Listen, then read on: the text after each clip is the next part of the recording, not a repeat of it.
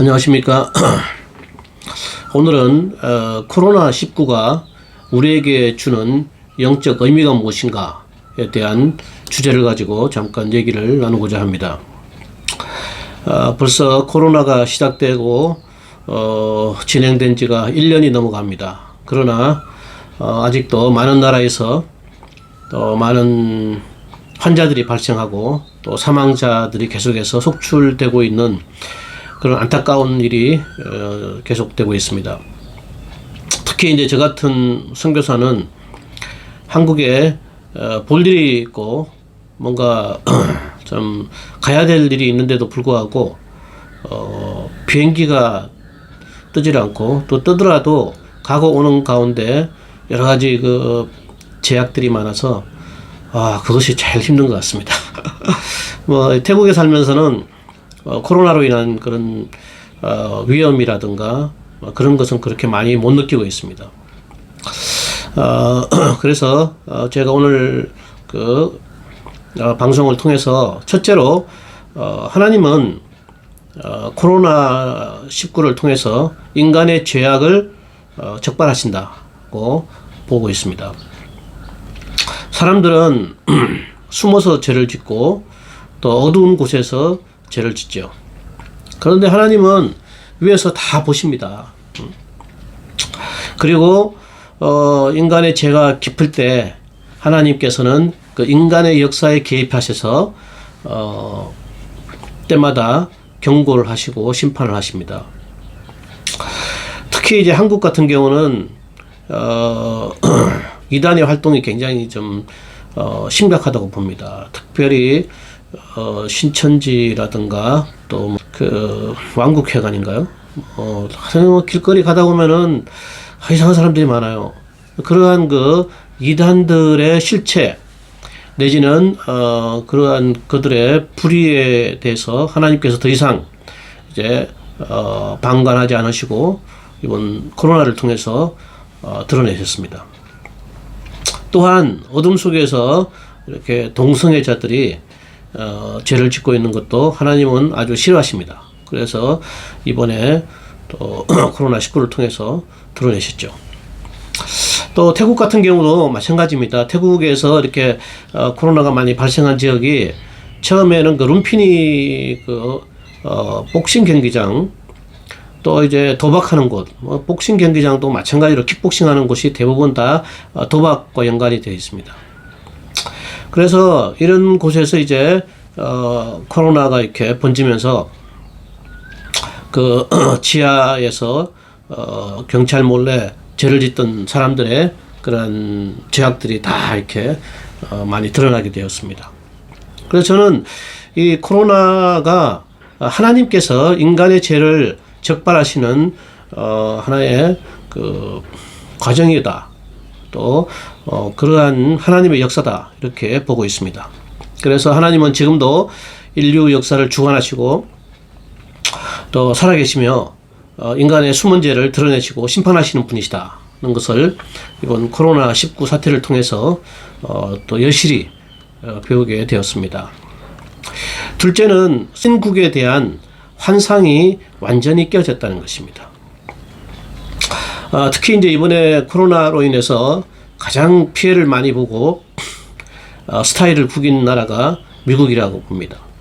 사실 이 외에도 뭐 이태리라든가 영국, 독일, 프랑스 등 정말 그 세계인들이 생각할 때 과거에 잘 나가던 선진국이었던 그런 나라들의 어떤 방역이라든가 또 이런 그 국가의 대책을 보면은 정말 그 어떻게 보면 굉장히 이해가 안 될 정도로 너무나 허술해 보이고 또 그것보다 더 놀라운 사실은 사망자가 엄청나게 많이 속출했다는 것입니다.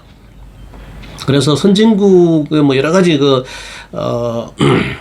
기준이 있지만은 가장 그 특별한 것 중에 하나가 인간에 대한 존엄성 그리고 생명에 대한 가치 뭐 이런 것을 굉장히 그 중시하지 않습니까?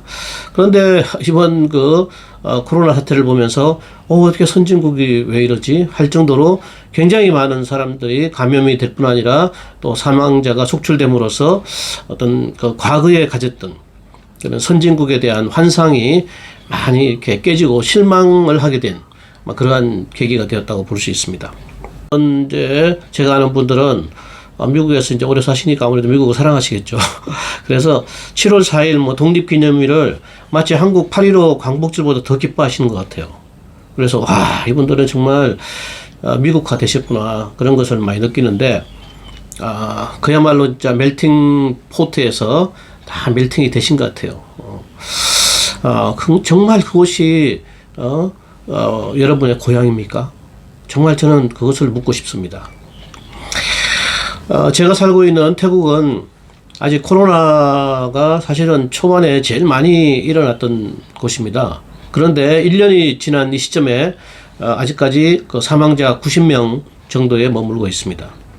그리고 모든 사람들이 다른 사람을 위해서라도 가까운 편의점에 가거나 심지어 뭐 집 앞에 산책을 하더라도 꼭 마스크를 착용해요.